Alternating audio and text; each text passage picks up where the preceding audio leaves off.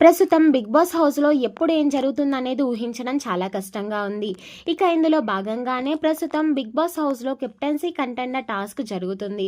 అయితే ఈ టాస్క్ హౌస్‌లో ఉన్న కంటెస్టెంట్స్ మధ్య కాకుండా కొంచెం భిన్నంగా బయట ఎక్స్ కంటెస్టెంట్స్‌ని హౌస్‌లోకి పంపించి వాళ్ళతో ఈ కెప్టెన్సీ కంటెండర్ టాస్క్‌లోనే పార్టిసిపేట్ చేపిస్తున్నారు. ఇక ఇందులో ఎవరైతే కెప్టెన్సీ కంటెండర్‌గా విన్నర్ అవుతారో వాళ్ళకి మాత్రమే 'బిగ్ బాస్' 13వ వారానికి సంబంధించిన కెప్టెన్సీ కంటెండర్ ఫైనల్ టాస్క్ పెడతారు.